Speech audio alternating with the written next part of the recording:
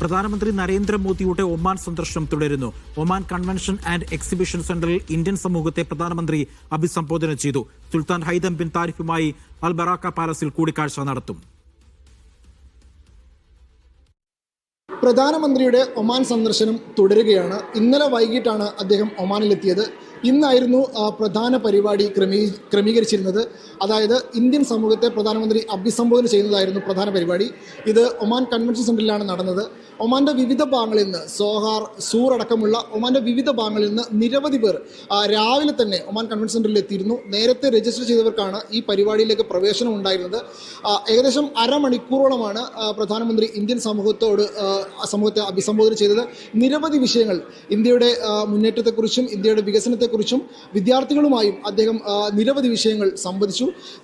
വിദ്യാർത്ഥികളോടാണ് അദ്ദേഹം കൂടുതൽ പറയുന്നത്. നിങ്ങളുടെ പഠന കാര്യത്തിൽ ഇന്ത്യക്ക് ശ്രദ്ധയുണ്ട്.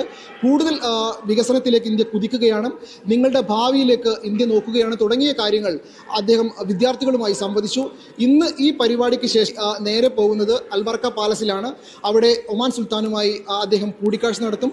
നിരവധി വിഷയങ്ങൾ ഒമാൻ സുൽത്താനുമായി അദ്ദേഹം സംസാരിക്കും. മേഖലയുമായി ബന്ധപ്പെട്ട വിഷയങ്ങൾ, അതുപോലെ തന്നെ പരസ്പര താല്പര്യമുള്ള ആഗോള വിഷയങ്ങളിൽ ഇരു നേതാക്കളും തങ്ങളുടെ അഭിപ്രായങ്ങൾ കൈമാറും. ഇന്ന് ഒമാനും ഇന്ത്യയും തമ്മിലുള്ള സമഗ്ര സാമ്പത്തിക പങ്കാളിത്ത കരാർ ഒപ്പിടുമോ എന്നാണ് എല്ലാവരും ഉറ്റുനോക്കുന്നത്. അത് ഒമാൻ സുൽത്താനുമായുള്ള കൂടിക്കാഴ്ചയ്ക്ക് ശേഷമായിരിക്കും ഉണ്ടാവുമോ എന്നാണ് ഇനി അറിയേണ്ടത്. ഇങ്ങനെ ഈ കരാർ ഒപ്പിടുകയാണെങ്കിൽ ഇന്ത്യയും ഒമാനും തമ്മിലുള്ള വാണിജ്യ വ്യാപാര മേഖല കൂടുതൽ ഉന്നതിയിലേക്ക് പോകും. അങ്ങനെ ഒപ്പിടുമോ എന്നാണ് ഇനി അറിയേണ്ടത്. എന്തുതന്നെയായാലും ഇന്ത്യൻ പ്രധാനമന്ത്രി നരേന്ദ്രമോദിയുടെ ഒമാൻ സന്ദർശനം തുടരുകയാണ്.